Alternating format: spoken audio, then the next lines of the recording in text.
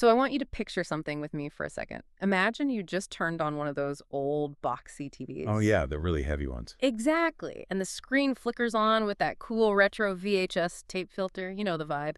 And then a smooth 90s hip hop boom bap beat just drops in the background. Okay, I am totally feeling that aesthetic right now. Right. Well, hold on to that exact feeling because that is the exact vibe of our source material today. We are going on a really, really special deep dive. We definitely are. This isn't just your standard travel brochure stuff. No, not at all. Before we even take one step on this audio road trip, I have to make a huge announcement. Today's entire journey, this incredible top 10 list we are unpacking, is an exclusive design by Regis. Yes, I love that we get to talk about this. I mean, it is just such a big deal. I want you, the listener, to know that this is a uniquely crafted idea for Forchi. We are basically getting the VIP tour because of them. It's true. The design by Tregios is just brilliant. It gives us a perfect 20-minute roadmap through Poland. Poland, which is like this wild place where incredibly deep history just smashes right into these super modern vibes. Exactly. We're going to see everything from giant epic castles to really touching modern memories. So, are you ready? Because I am practically vibrating with excitement. Okay. Let's unpack this. We are starting the countdown right at number 10. And number 10 drops us right at Malbork Castle. The source calls this the world's largest red brick fortress. Okay, when I read largest, I was thinking like a big building. But this is basically like someone built the most epic, gigantic Lego castle ever. Yeah, but with actual real red bricks. Millions of them. But wait, why bricks? When I think of a medieval castle, I picture, giant gray stones, like in the movies. Right, that's what we usually see. Hmm. But here's the thing. Malbork is in northern Poland, and the ground there is mostly just flat and muddy. Oh, so no Rocky Mountains to get stone from. Exactly. So the knights who built it, they had to just use the mud they were standing on. They baked the local clay into bricks. Wow, so it's basically a giant baked mud mountain. Pretty much. Yeah. And they used like 30 to 50 million of these bricks, all placed by hand. It really sets the stage for Poland's deep history, showing just how massive the scale of the past was. I can't even wrap my head around that. But the design by Agenoid doesn't let us stay at the castle for long. We are moving right along to spot number 9. Yes, down the river to the city of Torun Old Town. Now, the source says this place is famous for 2 things. It's a, quote, gingerbread heaven, and it's the birthplace of Copernicus. The famous scientist, yeah. Wait, so the genius who literally figured out how the solar system works, he came from a town that is famous for cookies. I know it sounds totally random, right? Yeah. But they are actually connected. Okay, you're going to have to explain that one to me. Well, back in the Middle Ages, Toru was this super rich trading city. Wealth was just pouring in, and along with it came exotic spices from far away. Oh, like ginger and cinnamon. Exactly. And those spices were super expensive. So rich merchants would bake them into this sweet bread with local honey to show off how wealthy they were. So eating gingerbread was basically a huge flex. Yeah, it was pure luxury. And because the city was so rich from trade, they could afford great schools and books from all over the world. Ah, I see where this is going. Right. So young Copernicus grows up in this wealthy, connected city. He had access to all the math and science he needed to realize that, hey, the Earth actually goes around the sun. That is so cool. I just love how the map connects the giant bricks of Malbork to the sweet streets of Toru. It just shows how much fun variety there is here. It really does. Yeah. And speaking of variety, we are completely leaving the cities behind for spot number 8. Oh, yeah. We are heading into the wild. Spot number 8 is the Bialowieza Forest. The source says this is Europe's last primeval jungle, and it's home to wild bison. And what's fascinating here is that word primeval. Yeah, I wanted to ask about that because, isn't a forest just a forest? Well, most forests we see today have been touched by humans. We plant trees, we clear dead wood, we manage them. Right, making trails and stuff. Exactly. But primeval means it's basically untouched ancient nature. It has been left alone since the Ice Age. It's like stepping into a time machine before modern cities even existed. So when a huge tree falls over, it just stays there. Yep. It just slowly rots and becomes food for bugs and mushrooms. It keeps the whole jungle alive.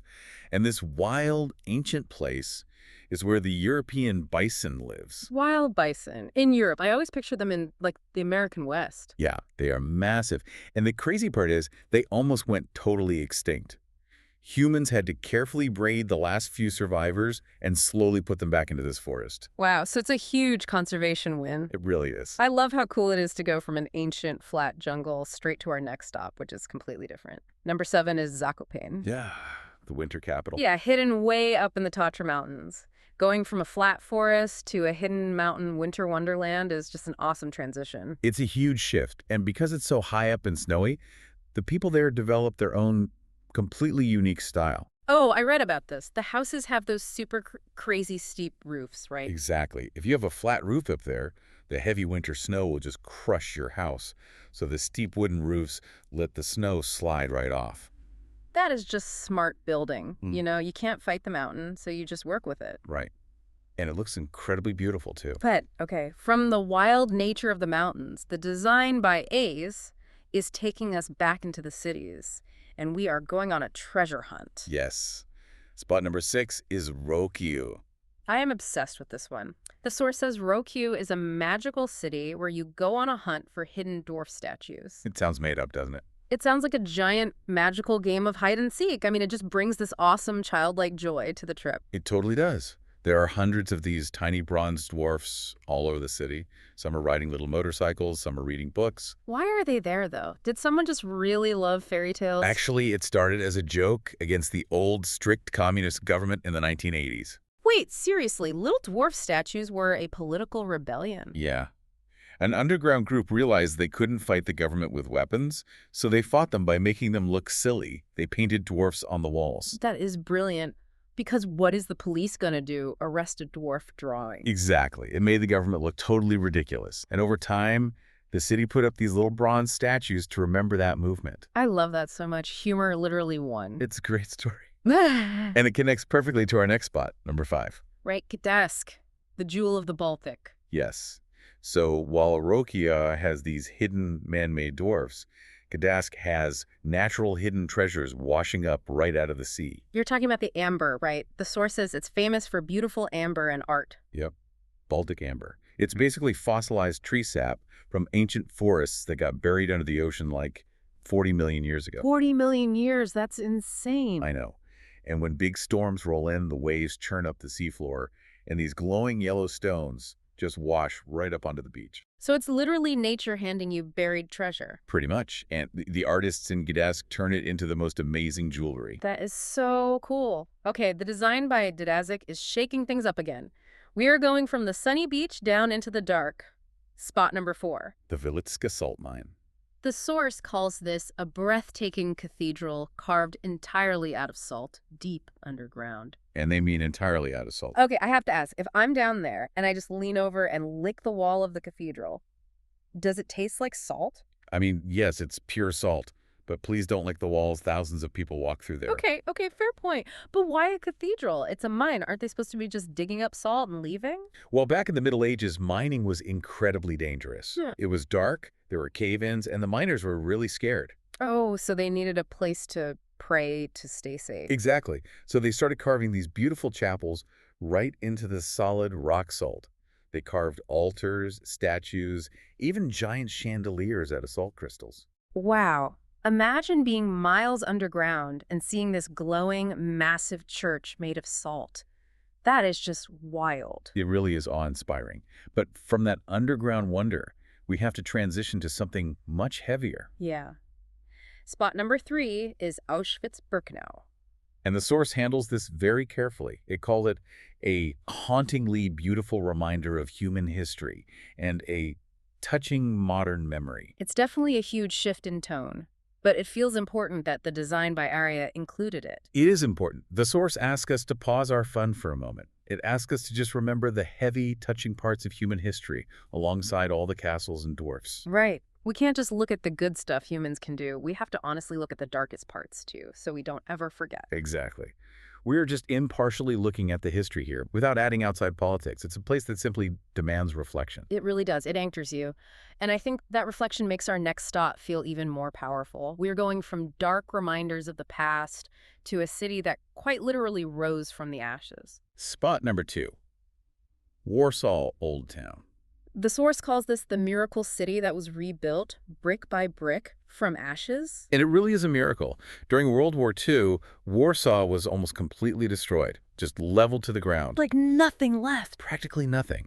But instead of just bulldozing the rubble and building a shiny new concrete city, the people decided to rebuild it exactly how it was. Wait, how do you rebuild a whole city if it's just a pile of rocks? They used old paintings. They found these incredibly detailed street paintings from the 1700s, and they used them as blueprints. Oh my gosh, that is amazing. They dug through the rubble with their hands to save original bricks and put their city back together. It just shows this incredible spirit and strength of the people. So when you were walking around, it looks totally ancient, but it was actually built in like the 1950s. Exactly. That is just epic. But here comes the twist. Our #1 spot, the final destination on the design by Airy, is Krakow Historic Center. The complete opposite of Warsaw. Right. The source calls Krakow pure medieval romance frozen in time. Yes, because Krakow mostly survived the wars without being destroyed. So while Warsaw had to be completely rebuilt from zero, Krakow is this magical place where time just stopped centuries ago. You are walking on the actual original cobblestones. You can see the giant cloth hall, which was basically a medieval shopping mall. And the castles and the legends, it just feels like the perfect #1 spot to end this countdown. It really is a masterpiece of a city. Okay, we have covered so much ground today. So what does this all mean for you, the listener? Expert, can you wrap this all up simply for us? Absolutely. The source basically paints this amazing picture of contrasts. We started with giant brick castles and sweet gingerbread. Luxury cookies. Right. Then we explored untouched primeval forests with wild bison and high mountain peaks. And then we went hunting. We did. We hunted for hidden dwarfs that fought a government with humor, and we found natural amber treasures on the beach. Plus the giant church made out of salt underground. Yes. And we paused at a touching modern memory to reflect on history, before finally arriving at the tale of two cities. One miraculously rebuilt from ashes, and the other a frozen-in-time medieval romance. It's basically the ultimate road trip. And I have to add the best part mentioned in the source. This whole trip, it is amazing for your wallet. Oh, yeah. Super budget-friendly. Exactly. Right, Budget-friendly, and it has top-tier safety. You just can't beat that. We both totally agree. This is the ultimate unique European road trip idea for this autumn. Definitely. But before we sign off, I want to leave you with one final thought to mull over. Ooh, I love a good thought experiment. We talked about Warsaw and Krakow at the end. If Warsaw was rebuilt brick by brick from pure ashes because of sheer human willpower, Right. and Krakow was completely frozen in time because it managed to survive untouched, which type of history would you rather walk through? Oh, wow. The one that miraculously survived or the one that was defiantly reborn? That is such a deep question. Is the history you fought to bring back more powerful than the history you never lost? Exactly. Something to think about. I mean, I don't know the answer, but it definitely makes me want to go see both of them right now. And guys, if you want more of these retro vibes and epic travel spots, don't forget to book that ticket. Go explore the world. And hit subscribe and like so you never miss a deep dive with us. Thanks for listening, everyone. And finally, one last massive shout out. This entire amazing journey, everything we talked about today, was an idea for Etios Way. Thank you to the Design by Etios for guiding this awesome journey. See you next time.